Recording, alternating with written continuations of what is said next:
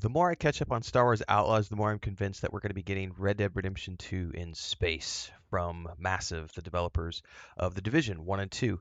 And that's not a bad thing in my mind. I have played a lot of Red Dead Redemption 2 on my channel, and also before I ever started doing content creation or anything of that nature. I think I played through like one full, if not two full playthroughs. Um, and I just that Red Dead Redemption 2 for me for that year, I think won my game of the year. And there's a lot of stuff going on in Star Wars Outlaws that is kind of the same, although we still have layers of what they've done with the division and everything else. So I kind of want to extrapolate this a little bit more. So hopefully you're along for the ride. I'm gonna get this video playing in the background because it's got a ton of cool footage in it. This is the Star Wars Outlaws Wants to Be Your Dream Galaxy. I covered this yesterday in the news. It's an IGN First article. They did a sit down with some of the devs, and there's a ton of great information here. So watch the footage as we talk because there's some really cool stuff. So we know we're getting cities, which we're going to be able to go through and explore at our leisure. There's tons of NPCs. We know we've got factions.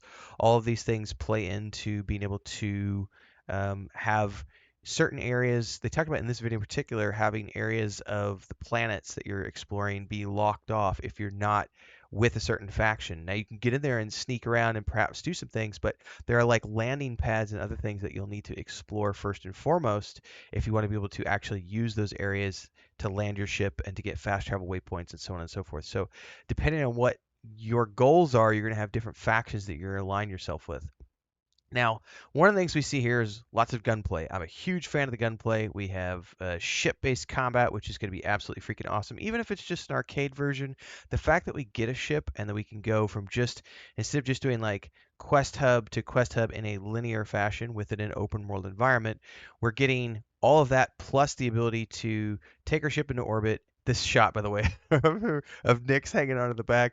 But being able to go into orbit and have optional quests that you can do in the actual space arenas is cool. Although I think people need to probably temper their expectations just a little bit for the space combat because I've seen a lot of people talking about how, oh my God, open world, huge things to explore, space combat, and from what I've seen and from what I've heard them talk about, the primary gameplay is all planet side. The ship based stuff is an enhancement to what you're already doing, and you can deck out your ship. There's cosmetics for the ships, for the ship, and gear for the ship. But it also sounds like the only space we're getting is the direct orbital space around the 5 planets that we're exploring, which is not a huge amount of space if you think about the scope of what's being presented here. Most of your time is going to be spent on the planets doing this. Now, the Red Dead Redemption 2 stuff that for me comes out in the gameplay is we've got your action-based pistol gameplay, which is all about Red Dead. We've also seen you get a targeting, the ability to target multiple mobs at the same time and sort of go into a slow-mo. I haven't looked into what the name of that ability is yet because I'm just now starting to ramp up production on everything related to Star Wars Outlaws. But we've seen that in this trailer and other trailers. We've seen her be able to go into sort of a dead eye and be able to shoot those down. But I think the big thing is the wanted system, which they've talked about here in this video in particular. They liken it to the Vice City for Grand Theft Auto 5 police, which is the exact same thing that like Cyberpunk 2077 does as well. It's similar, to what I was talking about in Red Dead Redemption 2, where you've got if you do something in an area and you piss off the authorities, like with a misfired blaster shot or something, they will come after you. And the reputation that you have with those areas will depend on how many of the police, how many of the stormtroopers come after you. And they've talked about how there's varying levels. We don't know exactly how that's going to work yet in terms of. Um, I know in like Grand Theft Auto, Cyberpunk, Red Dead, generally speaking, if you hide, you can just wait it out. But we've also seen in this video and beyond that there are other ways to get yourself off the wanted list. Like you can hack satellites, and you can go in there and sort of erase your name from the databanks, which means that hacking is a good skill to have. And when you combine all of that with the fact that she has a mount or the Well, there's two in essence. We have the ship, which is for the interplanetary combat stuff, but this is what I'm talking about right here.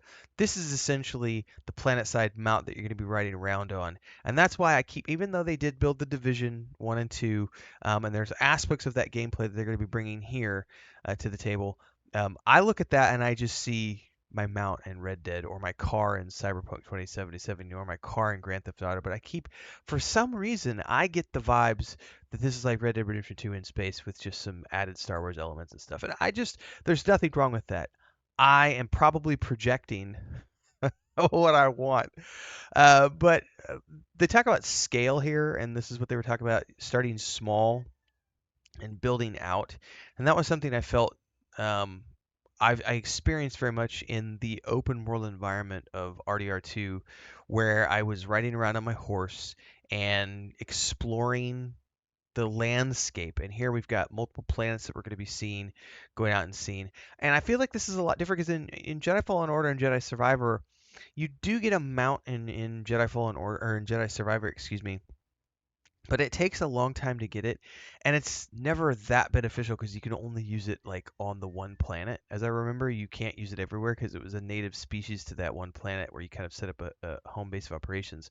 So here, the fact that she's got a speeder that she can take with her, it looks like it go across water as well as land, provides a whole nother level of exploration in terms of getting around and seeing the things that you want to see. So if you see a vista off in the distance, you could fly off towards it.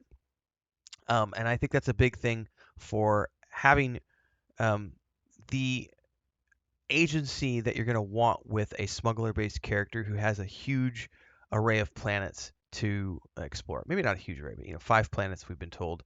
And I like the explanation they gave about the Assassin's Creed Odyssey.